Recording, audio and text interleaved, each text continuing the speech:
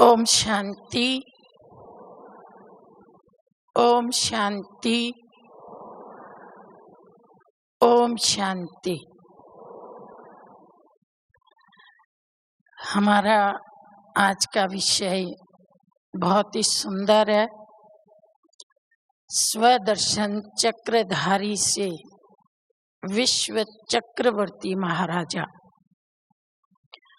प्यारे बाबा की 20 मार्च 69 की एक मुरली है, जिसमें बाबा ने कहा है कि 7 बातें जीवन में धारण करनी है और 7 बातें छोड़नी है।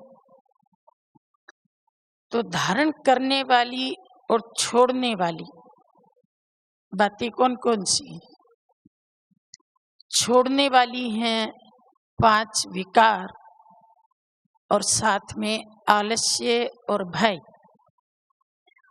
और धारण करने वाली 7 बातें, पहली बात स्वस्वरूप, दूसरा स्वधर्म, तीसरा स्वदेश, चौथा सुकर्म, 5वां श्रेष्ठ लक्षण, 6ठा श्रेष्ठ लक्ष्य और 7वां स्वदर्शन चक्रधारी। तो बाबा ने स्वदर्शन चक्रधारी को 7वें नंबर पे रखा, क्योंकि जब तक हम पहली 6 बातों में परिपक्व नहीं हो जाते, तब तक स्वदर्शन चक्रधारी का अनुभव नहीं कर पाते।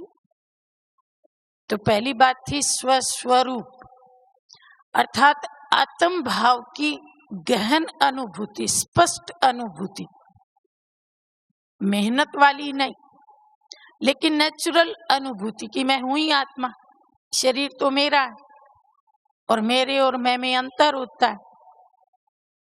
फिर स्वधर्म की अनुभूति, आत्मा के जो मूल 7 गुण हैं वही आत्मा के धर्म है। तो एक एक गुण की गहराई, शांति में डूबने का गहन अनुभव, प्रेम की गहराई में जाने का अनुभव, पवित्रता का गहन अनुभव। और फिर तीसरा स्वदेश, अर्थात सेकंड में घर जाना और फिर देह में आना। जब चाहे घर की अखंड मौन और निःशब्दता का अनुभव करना और जब चाहे देह में आके कर्म करना। फिर सुकर्म, जब हम योग युक्त होके कर्म करते हैं तो वो हमारी सुकर्म बनती है। तो योग युक्त अवस्था में कर्म, और जिन कर्मों में धर्म शामिल है वो सुकर्म है। कर्म और धर्म का बैलेंस, योग और कर्म का बैलेंस, तो ये सुकर्म।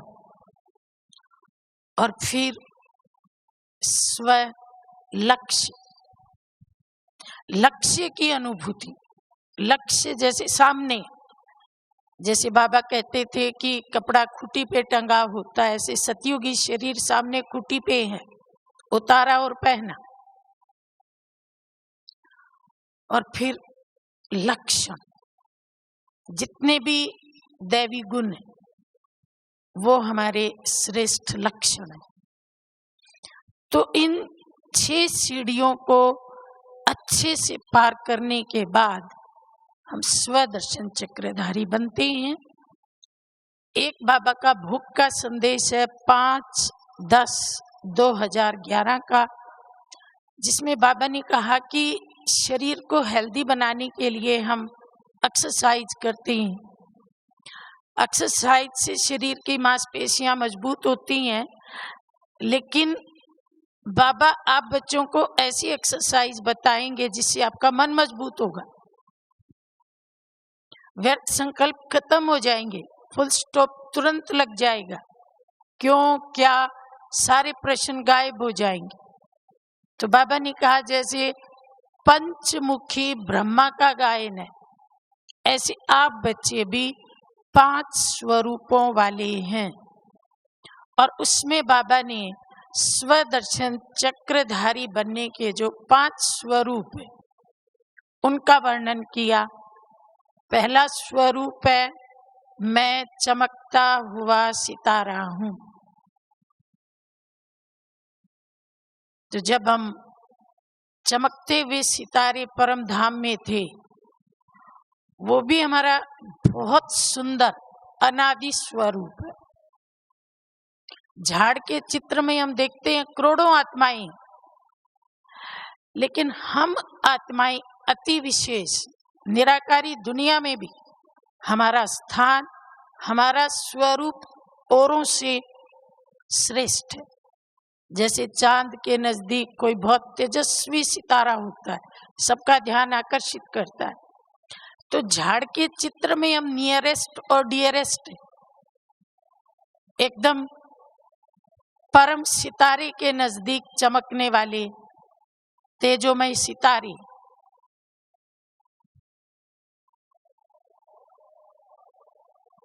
तो हमारा अनादि स्वरूप कितना महान है।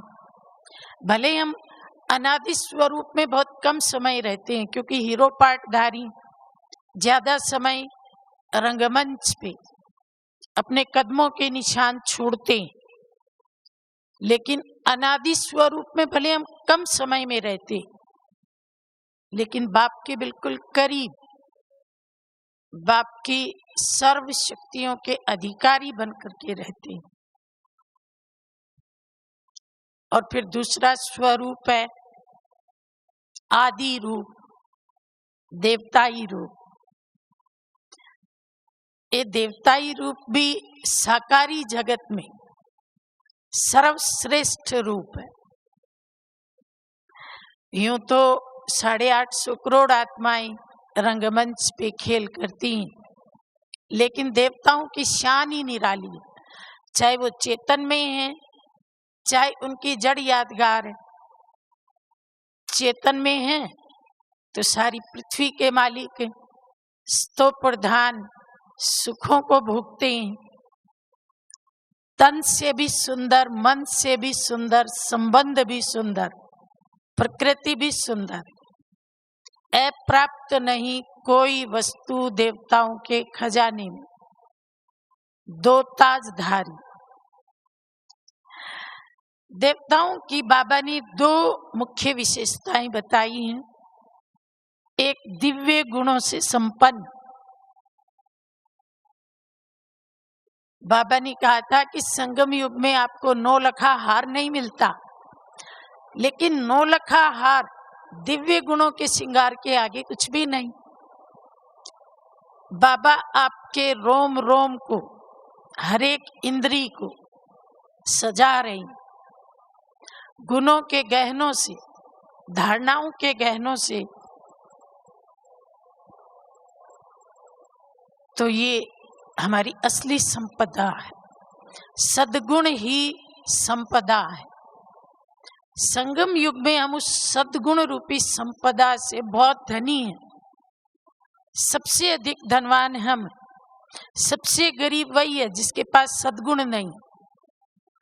जहां सद्गुण वहां संपत्ति नाना, जहां अवगुण वहां विपत्ति भी नाना। जहां सद्गुण है वहां संपदा आती है, जहां अवगुण है वहां विपत्तियां आती। और देवताओं की दूसरी विशेषता है दाता, देने का भाव।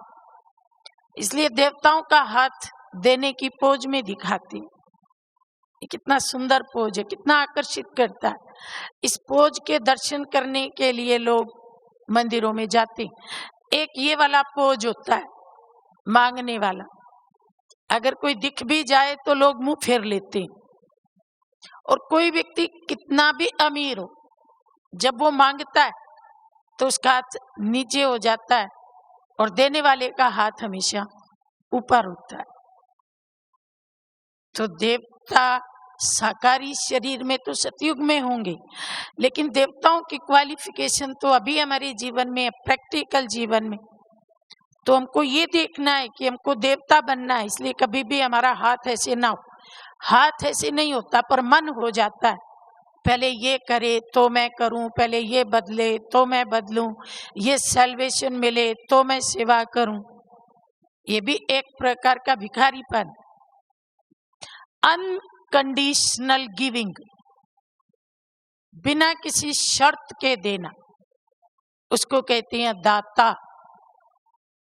तो ये हमारा दूसरा स्वरूप, देना देना और देना, स्थूल भी देना, सूक्ष्म भी देना, बिना रिटर्न लिए देना, अच्छे से अच्छा देना। क्योंकि हम जानते हैं देना लेना होता है, वास्तव में हम देते नहीं हैं, लेते हैं। एक देते हैं और 1000 गुना पाते हैं, लाख गुना पाते हैं, करोड़ गुना पाते हैं। अब जैसे मैं एक बार ओम शांति बोलती हूँ तो सभा में आप अगर 3000 भाई बहनें बैठे हैं तो मुझे रिटर्न में कितनी ओम शांति मिली? 3000 मिल गई। तो मेरा एक 3000 गुना होके लौट आया। तो मैंने दिया कहा? लिया ही लिया। अच्छा, अमृत वेले हम संकल्प करते हैं कि विश्व की सर्व आत्माओं को शांति मिले, तो हमने 850 करोड़ आत्माओं को शांति का दान दिया। तो बदले में कितनी गुनी शांति होके हमारे पास लौटेगी? 850 करोड़ गुना होकर के लौटेगी। तो हमने दिया थोड़े, लेकिन लिया। प्रकृति को हम एक बीज देते हैं और बदले में वो कभी 100 गुना, कभी 1000 गुना रिटर्न करती है। तो देना वास्तव में लेना है। तीसरा हमारा स्वरूप है पूज्य स्वरूप। संगम युग में हम जो महान कर्तव्य करते हैं और सतयुग में विश्व के राज्य अधिकारी बनते हैं, तो उसके बाद ये संसार हमारे यादगार चित्र बनाता है, यादगार मॉडल बनाता है। लेकिन वो मॉडल भी कितने आकर्षक होते हैं। ऐसे तो दुनिया में महान आत्माओं की यादगारें बनती हैं, धर्म पिताओं की, महान आत्माओं की, बड़े बड़े पुण्य आत्माओं के।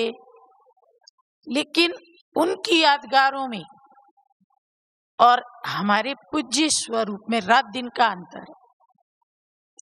हमारे पूज्य रूप कितना डेकोरेटेड होता है, मंदिर में कितना विधिवत स्थापना होती है, कितनी तरह के भोग लगते हैं, कैसे कैसे आरती होती है, कैसे कैसे कीर्तन होता है।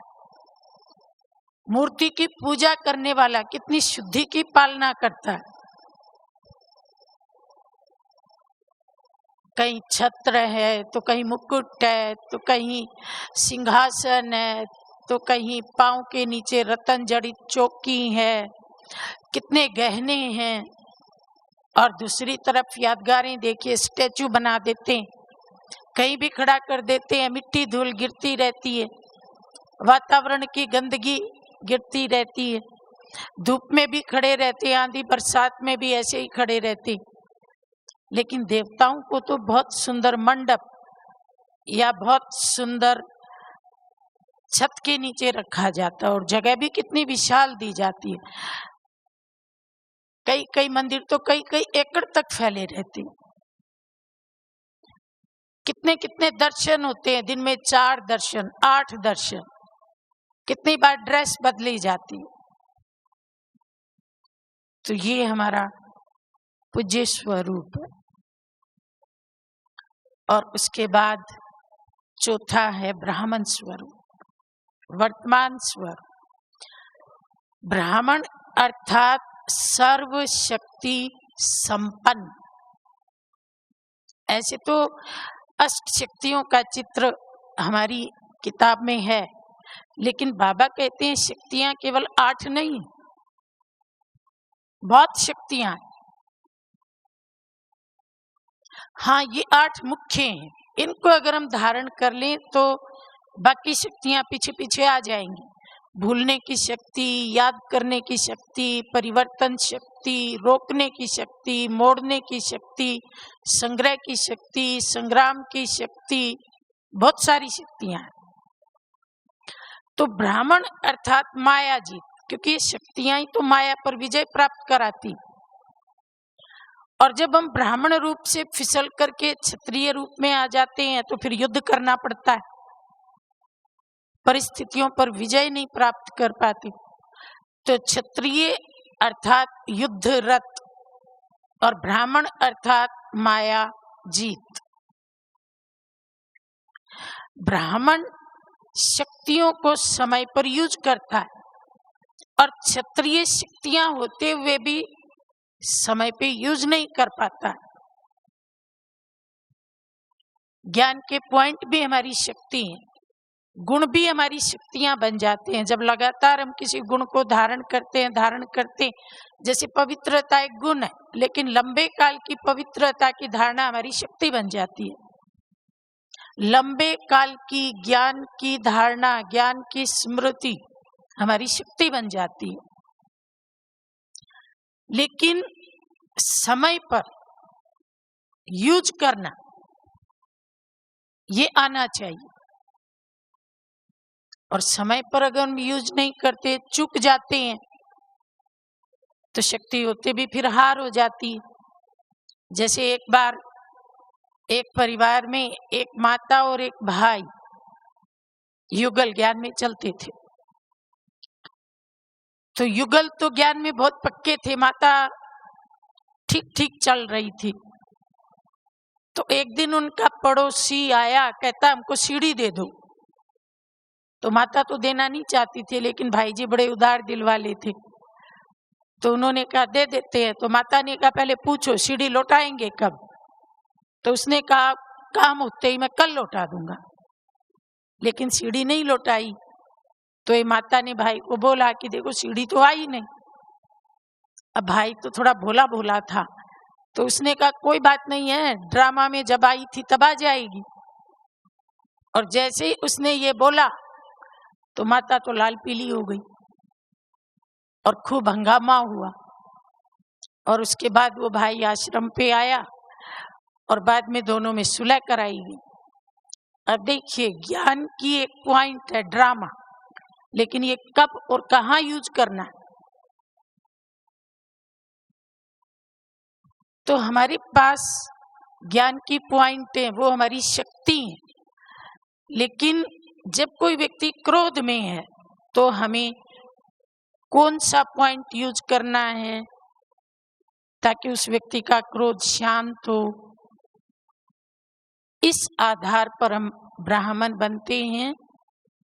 और अगर समय पे यूज नहीं किया तो फिर ब्राह्मण से क्षत्रिय बन जाते हैं। ब्राह्मण माना ताज, तिलक और तख्त नशीन। ताज है जिम्मेवारी का, तिलक है सप्तह स्मृति का, और तख्त है बाबा का दिल तख्त।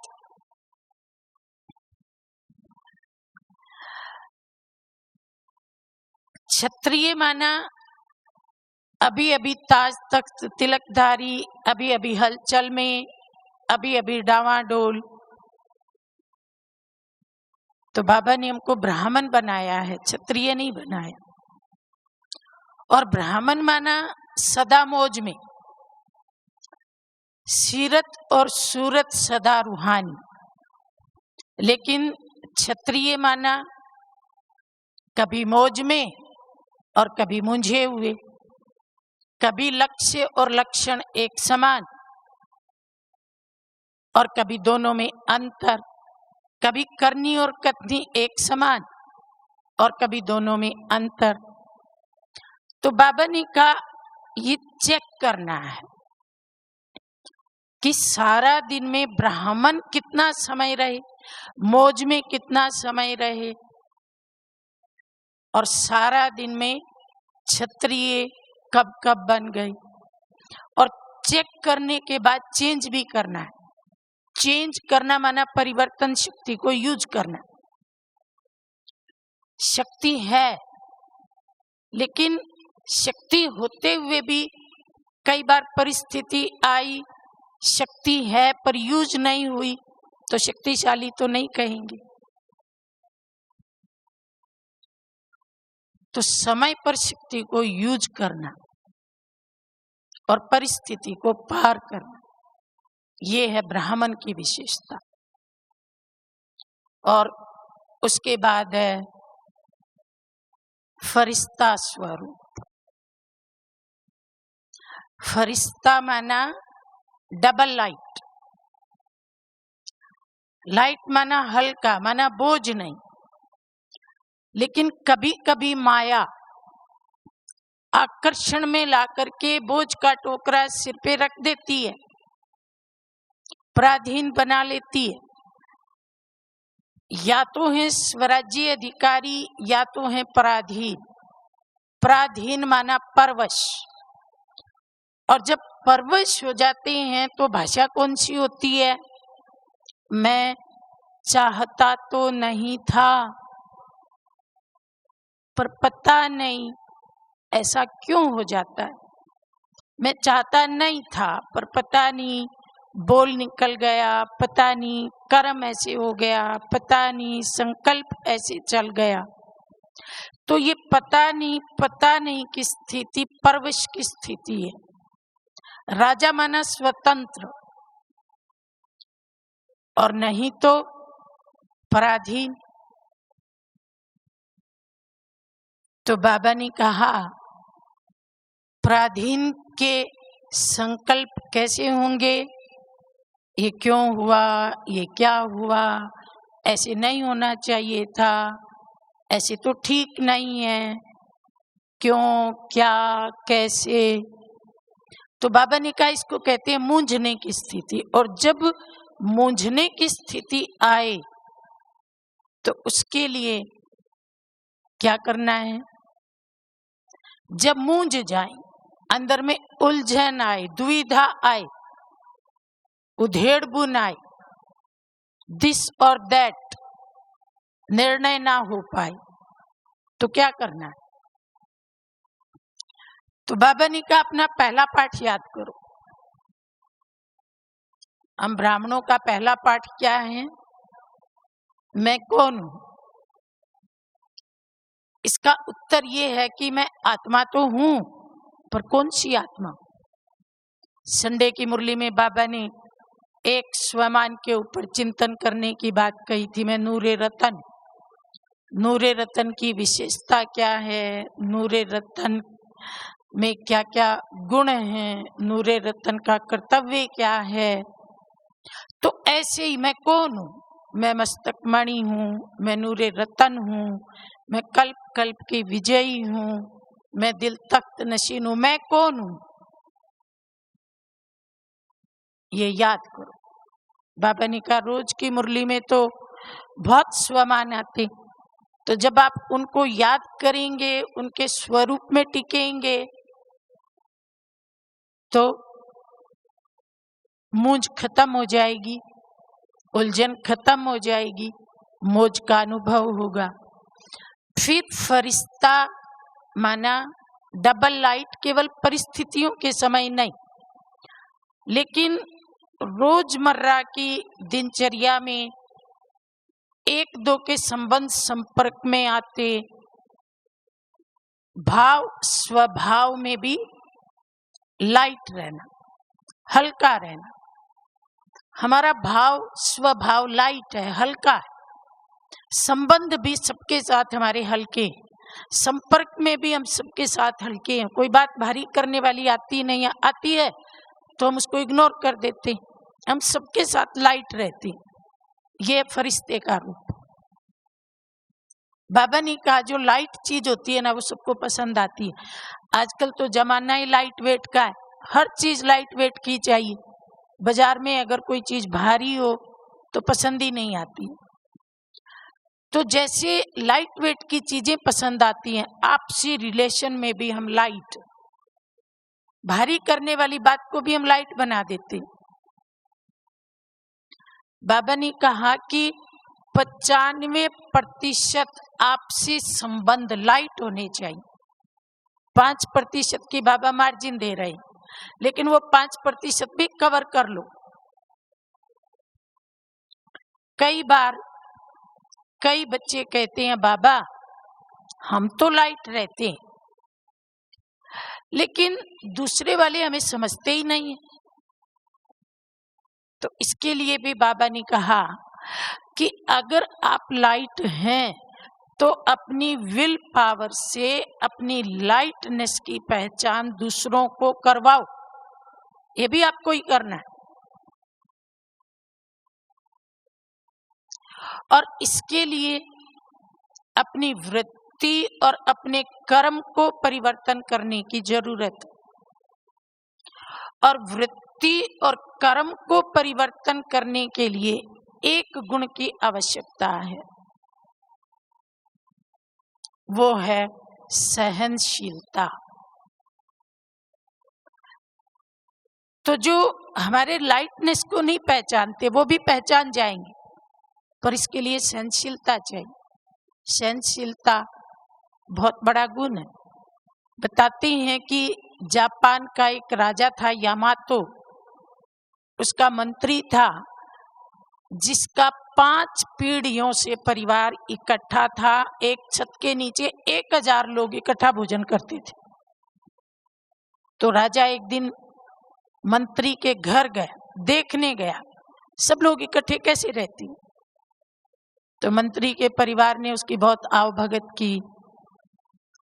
तो राजा ने पूछा भाई आपके इकट्ठे रहने का राज क्या है। तो एक कागज लेकर के उस बूढ़े मंत्री ने उस कागज पर 3 बार लिखा सहनशीलता, सहनशीलता, सहनशीलता।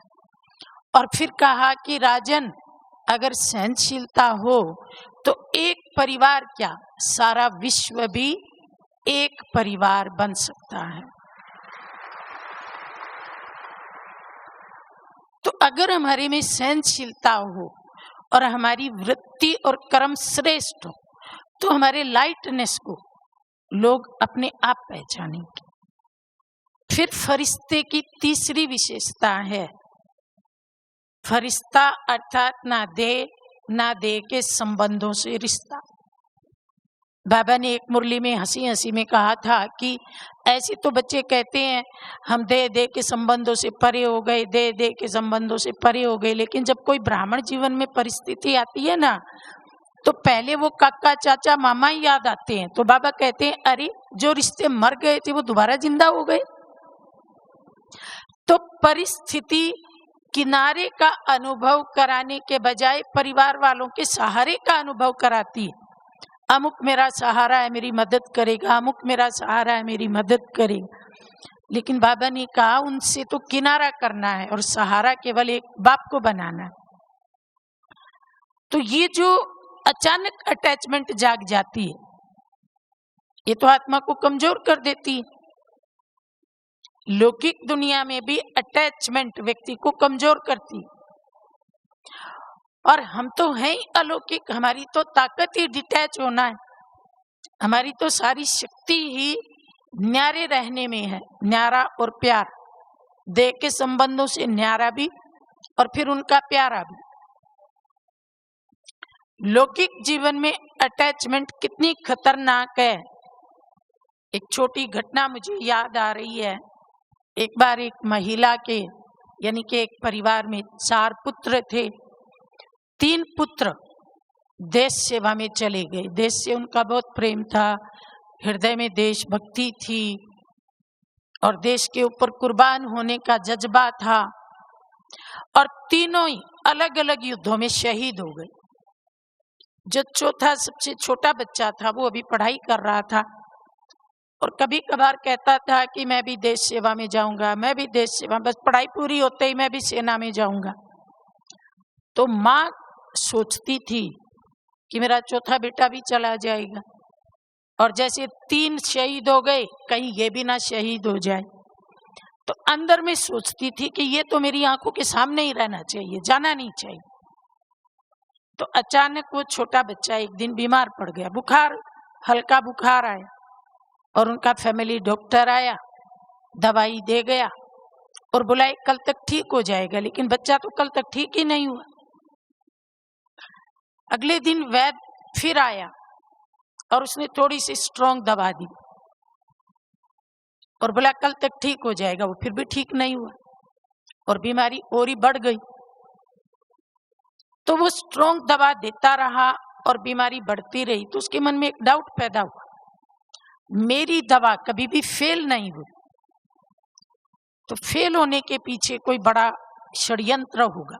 तो उसने घर के मालिक को कहा, बच्चे के पिताजी को कहा कि कल की रात मैं यहाँ पे आराम करूंगा।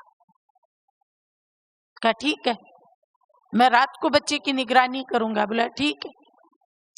तो वो अपने कमरे से बच्चे को बार बार उठ करके देखता रहा। तो आधी रात उसने देखा कि एक काली छाया, मतलब अंधेरे में तो वो काला ही दिख रहा था, बच्चे के कमरे में गई। उसकी टेबल से उसने एक चीज उठाई, वॉश बेसिन पे गई और फिर वापस टेबल की तरफ गई और फिर अपने कमरे में चली गई। सुबह उठ के उसने बच्चे की टेबल की चेकिंग की तो क्या देखा कि जिस बोतल में दवा थी उसमें कलर वाला पानी भरा हुआ था। क्योंकि जो माँ थी वो बड़बड़ाती रहती थी कि अगर ये ठीक हो गया तो ये भी चला जाएगा, इससे अच्छा तो ये बीमारी रहे। तो वो रोज उसकी दवाई वॉश बेसिन में डाल देती थी और उसकी जगह कलरफुल पानी भर करके टेबल पे रख देती थी। तो ये है अटैचमेंट। अटैचमेंट क्या करती है? हमारे पाँव में सांकल का काम करती है, पाँव की बेड़ी, पाँव में बंधा हुआ पत्थर जो हमें उड़ने नहीं देता है। तो फरिश्ता कैसे उड़ेगा अगर उसकी अटैचमेंट है, चाहे देह से चाहे देह के संबंधों से। घड़ी घड़ी कोई कोई याद आता रहता है, घड़ी घड़ी किसी की मदद याद आती रहती है, तो वो पाँव की सांकल बन जाती है। तो फरिश्ता माना सर्व बेड़ियों से मुक्त, सांकलों से मुक्त, सर्व बोझ और भार से मुक्त उड़ने वाले। और चौथी चीज जो फरिश्ता बनने में रुकावट डालती है, एक होता है देह भान, बाबा ने कहा ये हल्की चीज है, और एक होता है देह अभिमान, ये बहुत सूक्ष्म है। और ज्ञानी तो आत्मा, योगी तो आत्मा में ये सूक्ष्म देह अभिमान कहाँ है परखने के लिए बड़ी सूक्ष्म बुद्धि चाहिए। परख शक्ति। थोड़े दिन पहले भूख का एक संदेश आया था, तो उसमें बाबा ने पूछा था कि अष्ट शक्तियों में सबसे महत्वपूर्ण शक्ति कौन सी है? बाबा ने कहा ऐसे तो आठों शक्तियां बहुत महत्वपूर्ण है और सहन शक्ति को हमने सबसे पहले रखा है, लेकिन सहन शक्ति से भी ज्यादा सूक्ष्म और महत्वपूर्ण कौन सी?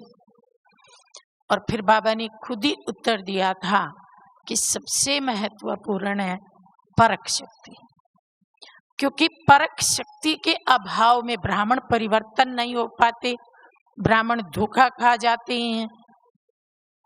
जैसे सीता इतनी पूजनीय देवी थी, वो भी परख शक्ति के अभाव में बंधन में बंध गई।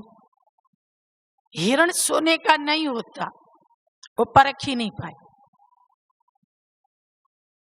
और दूसरा, जब हिरण ने राम की आवाज में बोला हाय लक्ष्मण, तो भी वो परख नहीं पाई। बोल तो हिरण रहा था, पर सीता भ्रमित हो गई कि राम जी बोल रही, राम जी मुसीबत में है, राम जी पे संकट आया है, राम जी को लक्ष्मण के सहयोग की जरूरत है। आजकल भी आपने देखा होगा कई लोग भगवान की आवाज में बोल रहे हैं, तो बेचारी भोली भाली सीताएं फंस जाती, पहचान नहीं पाती कि राम की आवाज नहीं। और फिर रावण की कारागार में चली जाती। तो नकल करके हिरण ने बोला, राम तो कभी सहयोग मांगता ही नहीं किसी से, राम तो कभी संकट में आता ही नहीं है, वो तो संकट मोचन, सबके संकट दूर करने वाला है। पर वो भोली भाली सीता भ्रमित हो गई और जेल में चली गई। तो परख शक्ति, भान कौन सा है और अभिमान कौन सा है? अभिमान, ज्ञान का अभिमान, मैं बहुत ज्ञानी हूं, बुद्धि का अभिमान, मेरी बुद्धि बहुत तेज है, अच्छे स्वभाव का अभिमान, अच्छे संस्कारों का अभिमान, किसी गुण का अभिमान, कला का अभिमान, विशेषता का अभिमान। और अभिमान है, इसको परखने के लिए भी बाबा ने एक कसौटी दी है। अभिमान को कैसे परखेंगे? अगर हमारे में अभिमान है तो हमको अपमान की फीलिंग बहुत जल्दी आएगी। जहां अभिमान तहां अपमान।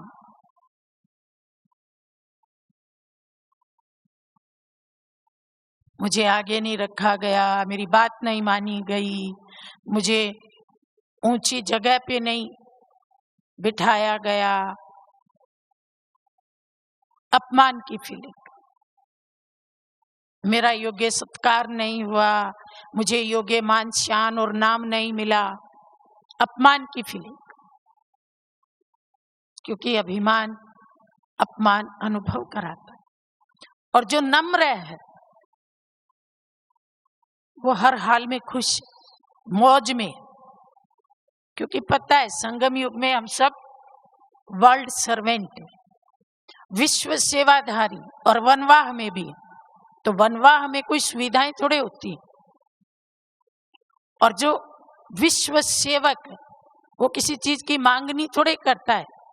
सेवक को केवल सेवा चाहिए, इसके अलावा कुछ नहीं। तो बाबा ने कहा अभिमान तब आता है जब मैं और मेरेपन का दरवाजा खुल जाता है। तो इस अभिमान से बचें कैसे? परख तो हो गई, पर इससे बचने का उपाय क्या है? बाबा ने कहा केवल एक छोटा सा शब्द इससे बचने का, बिल्कुल छोटा सा, लेकिन बहुत ही कारगर है। दवा की बूंद तो एक ही है, लेकिन मर्ज को जड़ से खत्म कर देती है। शब्द तो एक ही है, लेकिन अभिमान के सूक्ष्म से सूक्ष्म अंश को भी मिटा देता है। वो एक शब्द है, करावन हार करवा रहा है, मैं निमित्त हूं। बस ये एक शब्द अभिमान को काटने वाली तेज धार तलवार है। बाबा ने कहा ब्रह्मा बाप ने जीवन भर इस एक शब्द को अच्छे से धारण रखा, मैं नहीं, बाबा कर रहा है, बाबा करवा रहा है, मैं निमित्त हूं। बस इसी ने बाबा को फरिश्ता बना दिया। मैं निमित्त करनहार, बाबा करावनहार। तो बाबा ने कहा एक शब्द तो बहुत सरल है। तो ये हमारे 5 स्वरूप हैं। इन 5 स्वरूपों में हम अपने मन और बुद्धि को निरंतर अनुभूति जन्य रखते हैं, सिमरन नहीं। संडे की मुरली में बाबा ने कहा था भक्तों का होता है सिमरन। आपका सिमरन नहीं है, आपकी अनुभूति, आप उसके स्वरूप में टिकते हो, आत्म स्वरूप में टिकते हो, देवताई स्वरूप में टिकते हो, फरिश्ता स्वरूप में टिकते हो।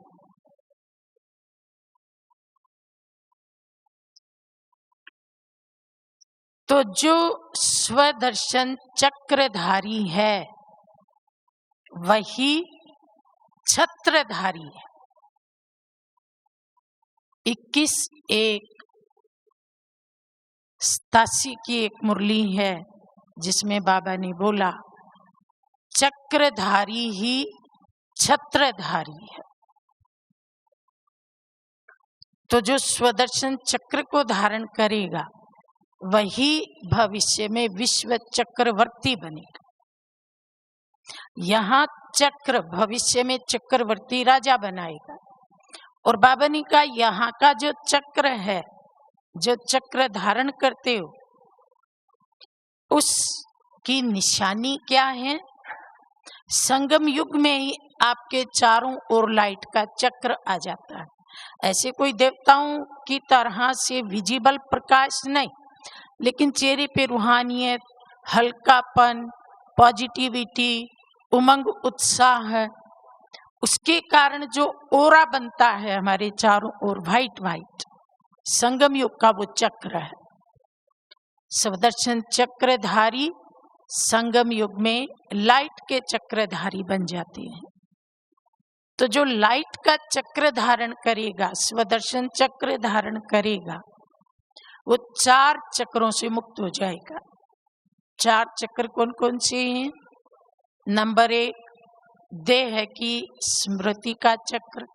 देह की व्यर्थ स्मृतियां बहुत होती हैं। देह का खाना, देह का पीना, देह को साधन, सुविधाएं, इनसे मुक्ति। दूसरा, लौकिक अलौकिक संबंधों की स्मृति से मुक्ति। तीसरा, अनेक जन्मों के स्वभाव संस्कार के बंधन से मुक्ति।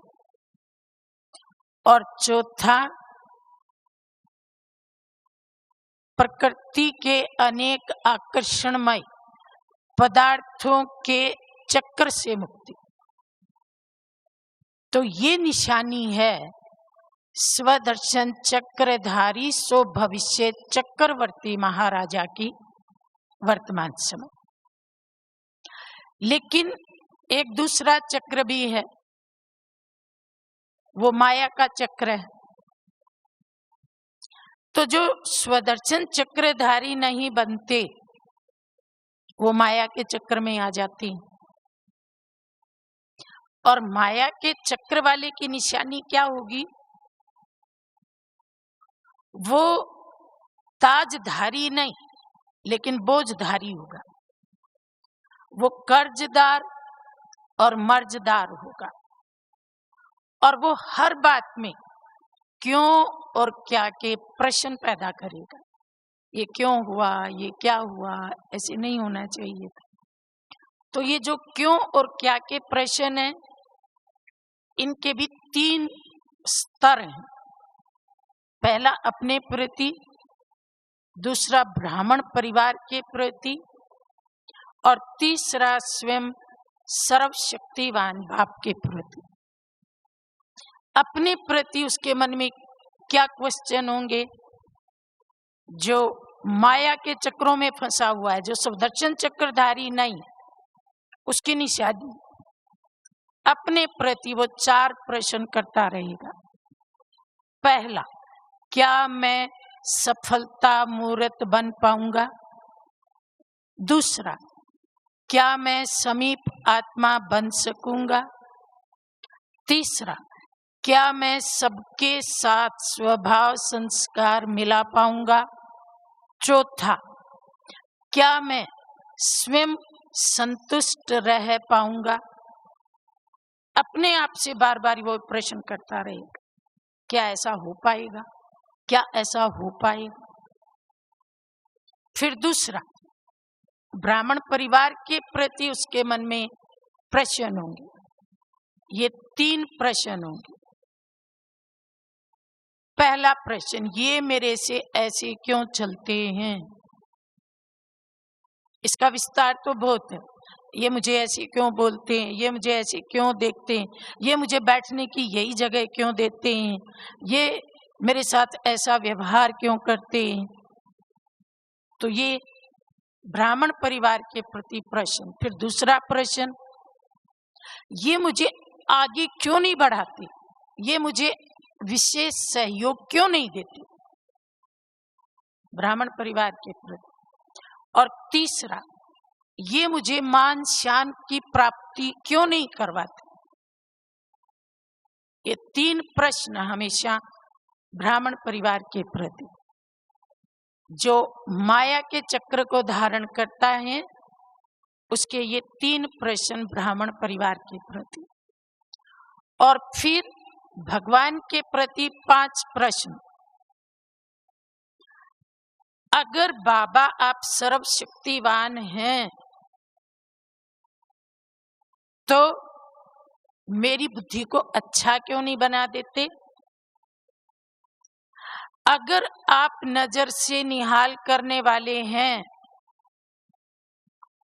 तो आप मेरी तरफ अपनी नजर क्यों नहीं करते? अगर आप पिता हैं तो मैं जो हूं, जैसा हूं, आपका ही तो हूं, तो आप मेरी नैया पार क्यों नहीं लगाते? अगर आप त्रिकालदर्शी हैं तो मेरे सब जन्मों को जानते हुए अपनी शक्ति से मुझे ऊंचा पद क्यों नहीं प्राप्त करवा देते? और अगर आप दाता हैं तो मैं जो चाहता हूं वो मुझे प्राप्त क्यों नहीं करवा देते? ये 5 प्रश्न भगवान के प्रति। तो बाबा ने कहा, ऐसी आत्माएं, एक तो 63 जन्मों के बोझ से बोझिल है, वो बहुत बड़ा बोझ है,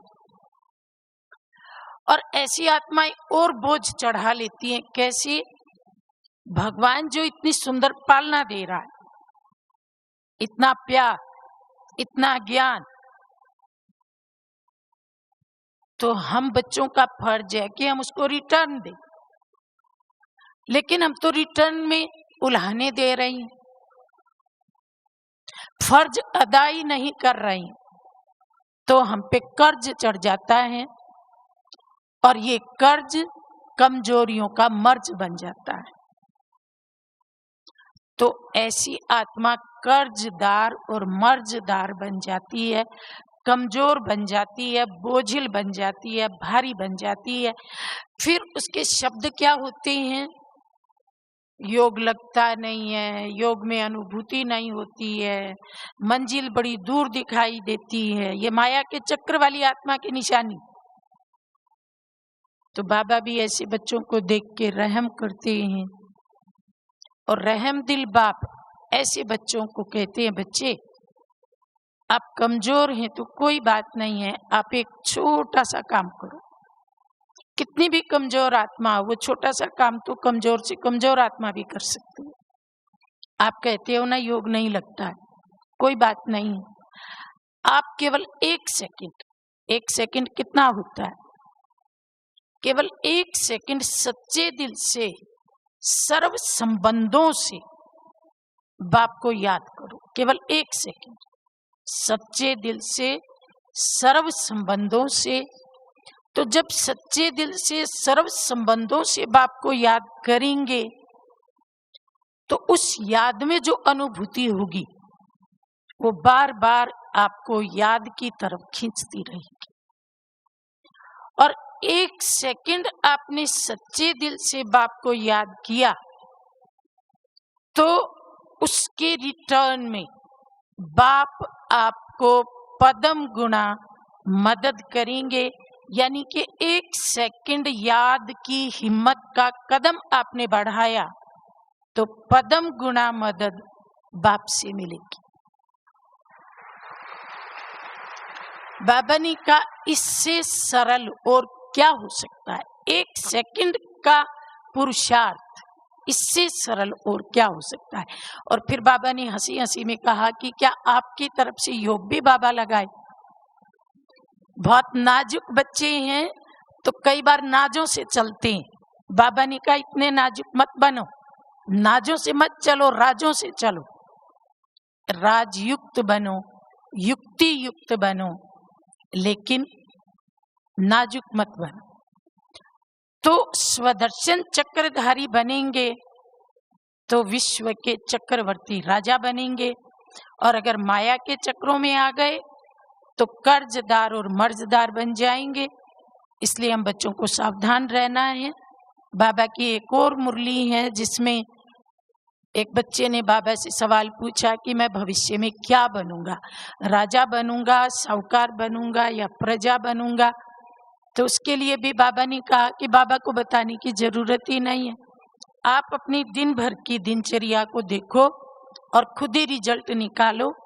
तो बाबा ने कहा आप आत्मा की 3 शक्तियां हैं जिनको आप अपने मंत्री कह सकते हो। जैसे आजकल भी मंत्री होते हैं जो राजकार्य में सहयोगी बनते हैं। सतयुग में मंत्री नहीं होंगे, लेकिन जो परिवार के सदस्य होंगे वही साथी बन के राजकार्य में सहयोग देंगे। और यहाँ संगम युग में आपके 3 साथी हैं, सहयोगी हैं, मन बुद्धि संस्कार। तो बाबा ने कहा सिर्फ एक दिन की दिनचर्या में देखो कि क्या ये तीनों मेरे साथी मेरे कहे में हैं, मेरी बात मानते? क्या मैं मन को जब चाहूं, जहां चाहूं, जितनी देर चाहूं वहां लगा सकता हूं? या मन मनमानी करता है, लगाता कहीं हूं, लग कहीं जाता है, बिठाता कहीं हूं, उठ के भाग कहीं जाता है? क्या बुद्धि कहना मानती है?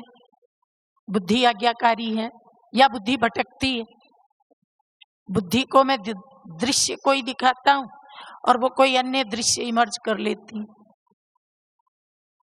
और संस्कार कैसे है? पवित्र योगी संस्कार बन गई। अगर ये तीनों शक्तियां वर्तमान समय आपके अधीन है तो आप राजा बनेंगे, स्वराज्य अधिकारी हैं आप, क्योंकि आपको अपने साथियों को चलाना आता है।